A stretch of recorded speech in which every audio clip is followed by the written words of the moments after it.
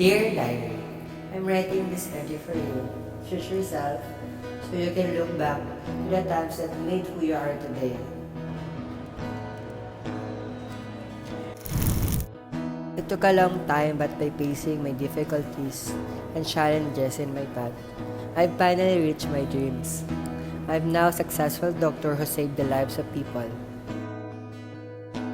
It all started when I realized my mother getting older and weaker every day, and I wanted to help her and care for her even in her old age. So, I decided to become a doctor so she wouldn't worry about the cost when she gets sick, and I would provide financial help for her. I studied hard to achieve this goal, despite the hardship I faced.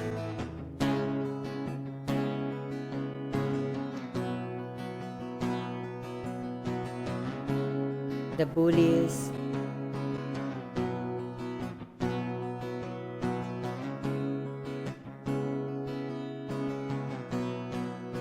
the schoolworks,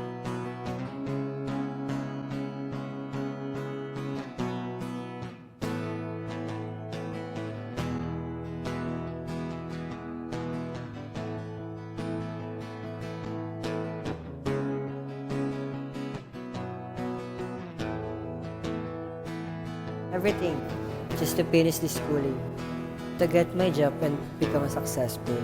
I got used to all of this and the fact that I was lonely.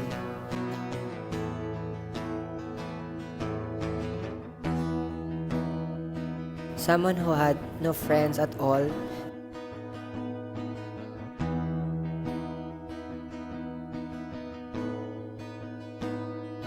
And then I saw him,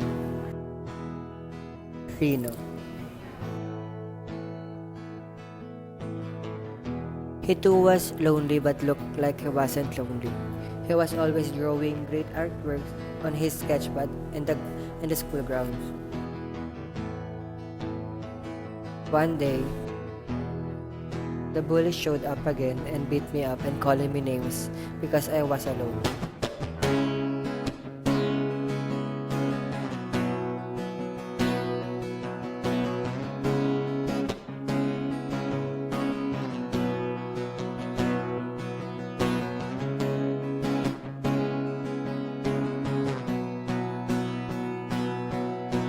Then Reno showed up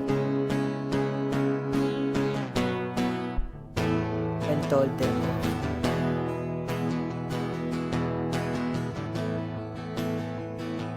He took my hand and dragged me to the place away from them to afterwards. In that moment, we decided to stick together. We properly introduced to each other and become friends. The day I finally made a friend. We would always help each other out and share our thoughts, dreams, and aspirations. He told me that he wanted to be an architect because drawing and designing had always been his passion.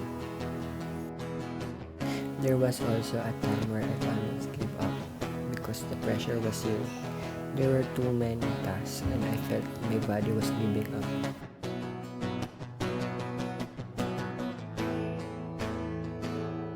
But there he was, still cheering me on, telling me to stay determined and remember the reason why I went through this path, why we, you and me, future self, went through this path. So I pushed myself through every challenge I faced. And finally, the years of hard work finally paid off. The day I achieved my goal finally came. I gained my diploma, so he did. And I still remember how my mother smiled that day. It was the most beautiful and satisfying day that I ever seen. And as for Reno, his face showed how proud he was of me, and that made me smile and content. Again, I look back and contemplate on what really is the reason I went through this path. I know our reason at first was that we were doing this for our mother, but as time passed by, I realized there were many more reasons why I kept pushing this through. I don't know if Reno would ever read this, but if he does, Reno, I want to thank you for being one of those reasons and for being one of my inspiration in bringing me where I am now.